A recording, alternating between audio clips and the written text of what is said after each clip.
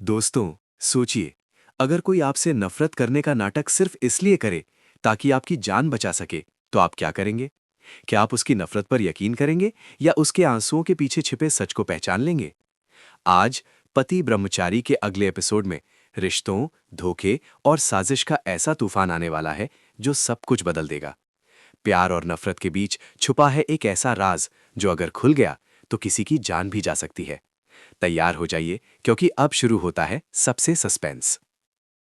दोस्तों, कहानी वहीं से शुरू होती है जहां सूरज बार बार ईशा से उसके बदलते व्यवहार का कारण पूछ रहा था। सूरज की आंखों में बेचैनी थी, दिल में सवालों का तूफान था। लेकिन ईशा ईशा के चेहरे पर गुस्सा था और आवाज में कठोरता। जैसे ही सूरज ने फिर से उसका हाथ पकड़कर सच जानना चाहा, ईशा ने उसे जोर से धक्का दिया और कमरे से बाहर निकाल दिया। दरवाजा बंद होते ही बाहर खड़ा सूरज हैरान रह गया और अंदर अंदर ईशा खुद को संभाल नहीं पाई। वो धीरे धीरे जमीन पर बैठ गई और फूट फूट कर रोने लगी। उसकी सिसकियां कमरे की दीवारों से टकराकर जैसे उसकी बेबसी बयां कर रही थी। वो कांपते हाथों से अपनी माँ की तस्वीर उठाती है और रोते हुए कहती है, माँ, मुझे माफ कर देना। सूरज को मुझसे नफरत करनी ही होगी। अगर मैंने उससे प्यार दिखाया तो पिताजी पिताजी उसे जिंदा नहीं छोड़ेंगे। ये कहते हुए उसकी आंखों में डर साफ दिखाई देता है। उसे अपने पिता गुलाब सिंह के क्रूर स्वभाव का अंदाजा है। वो जानती है कि उनके लिए इज्जत और सत्ता सबसे ऊपर है और जो भी उनके खिलाफ जाए उसका अंजाम बहुत भयानक होता है। ईशा के दिल में सूरज के लिए प्यार है, लेकिन वही प्यार अब उसके लिए सबसे बड़ी कमजोरी बन चुका है। इसलिए उसने नफरत की ढाल ओढ़ ली है। उधर सूरज भी हार मानने वालों में से नहीं है। उसे ईशा के व्यवहार में कुछ अजीब लग रहा था। उसे महसूस हो रहा था कि ईशा जो दिखा रही है वो सच नहीं है। उसके दिल ने गवाही दी कि इस नफरत के पीछे जरूर कोई गहरा राज छिपा है। और तभी सूरज ने अपने सबसे करीबी दोस्त बंटी को सब कुछ बताया। बंटी पहले तो डर गया, क्योंकि वो गुलाब सिंह के नाम से ही कांप उठता था। लेकिन दोस्ती का फर्ज निभाते हुए उसने सूरज का साथ देने का फैसला किया। दोनों ने मिलकर एक योजना बनाई। सूरज ने कहा, अगर ईशा सीधे सच नहीं बताएगी तो हमें ऐसा रास्ता ढूंढना होगा जिससे उसके दिल की बात बाहर आ सके। और तभी बंटी ने सुझाव दिया कि होली का मौका है।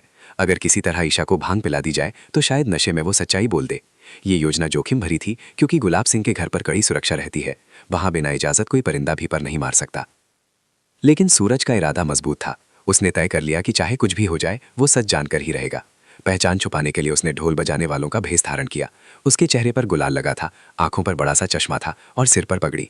बंटी भी उसके साथ ढोल उठाए खड़ा था, लेकिन उसके चेहरे पर डर साफ झलक रहा था।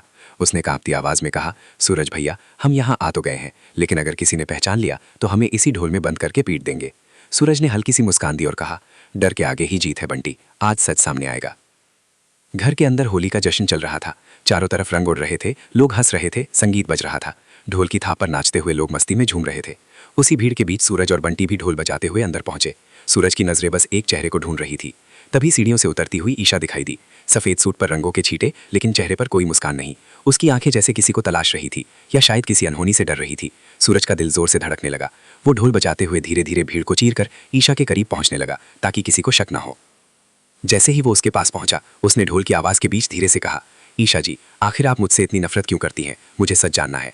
ये सुनते ही ईशा चौंक गई। उसकी आंखों में आंसू भर आए, लेकिन उसने खुद को संभालते हुए फुसफुसा कर कहा, सूरज, यहाँ से चले जाओ। अगर पिताजी ने तुम्हें यहाँ देख लिया तो बहुत बड़ा अनर्थ हो जाएगा। उसके शब्दों में डर था, चेतावनी थी और कहीं न कहीं छुपा हुआ प्यार भी। सूरज समझ गया कि बात जितनी दिख रही है उससे कहीं ज्यादा गंभीर है। लेकिन अब सवाल यह है, क्या सूरज अपनी योजना में कामयाब होगा? क्या ईशा भांग के नशे में अपने पिता के काले राज खोल देगी, या फिर गुलाब सिंह की नजरें सब कुछ भांप लेंगी?